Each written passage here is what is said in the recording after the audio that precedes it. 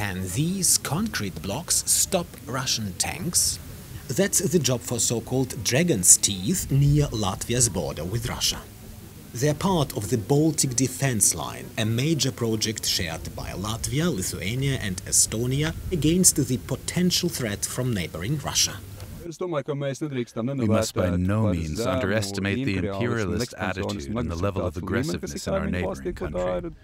I don't want to make any assumptions here about what someone on the other side of the border might be up to, but we must strengthen our armed forces and our defense capabilities with our partners, without fear or panic.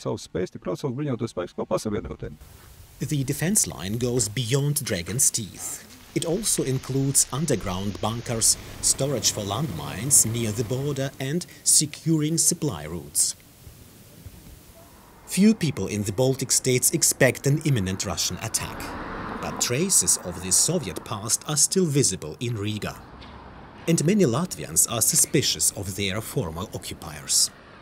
Today, 33 years after the fall of the Soviet Union and 2.5 years since Russia's full-scale invasion of Ukraine, defending their independence is more important to Latvians than ever. I think it's necessary. I'm glad that it's finally being decided.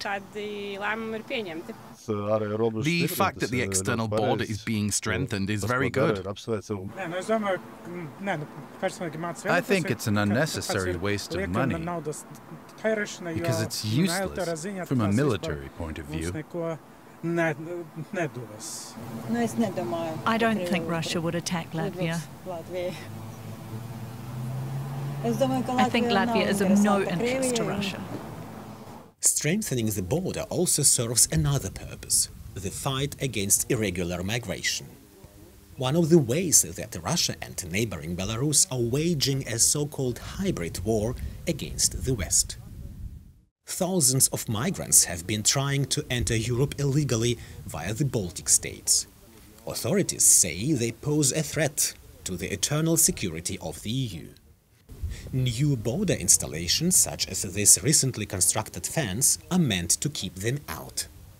A border fence like this is a real deterrent. You can't easily climb it. So the migrants look for a place where there is no fence, or they damage the fence and leave traces behind. The border guards notice this and immediately start looking for the perpetrators. Ultimately, the Baltic Defense Line is intended to stop or at least slow down a possible Russian invasion. An important part of a large-scale NATO defense project in response to the Russian war of aggression in Ukraine.